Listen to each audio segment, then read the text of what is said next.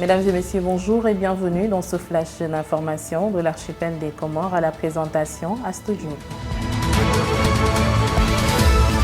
Maître Saïd Larifou, avocat et président du RIDJA PACTEF, est officiellement invité par la Fondation Thabo Mbeki à la conférence Africa Day 2025 qui se tiendra à Dar es Salaam du 20 au 25 mai 2025, marquant une étape cruciale pour l'avenir du continent.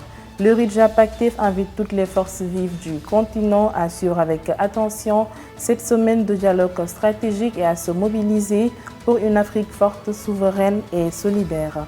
En société, ce mercredi 21 mai, la communauté comorienne de la Réunion s'est massivement mobilisée à Saint-Denis pour exprimer son mécontentement envers la compagnie aérienne Air Austral.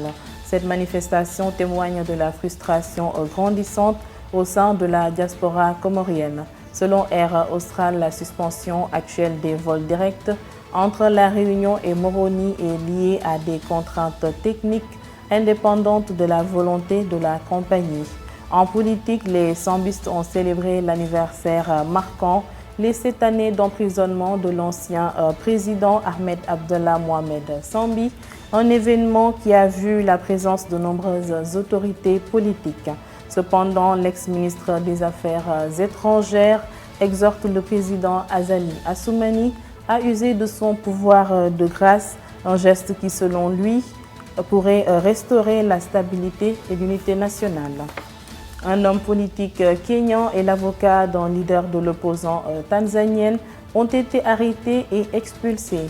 Mohamed Souley, dans un communiqué, dénonce et condamne fermement ces méthodes qui, selon lui, sapent la démocratie et mettent en danger les droits humains et le droit international. Nous allons à présent passer au sport. La Coupe des Comores 2025 entre dans sa phase décisive avec les phases finales programmées du 4 au 9 juin. 4 équipes issues des 3 îles se disputeront le trophée national.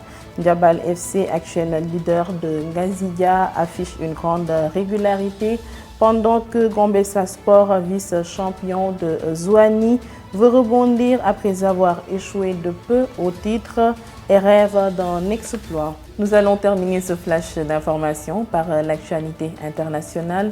Le Kenya a admis avoir coopéré avec l'Ouganda dans l'enlèvement de Kizza Besigye, l'un des principaux opposants ougandais, sur son propre territoire. Poursuivi pour trahison, l'ancien médecin personnel du président ougandais, devenu farouche opposant, risque la peine capitale.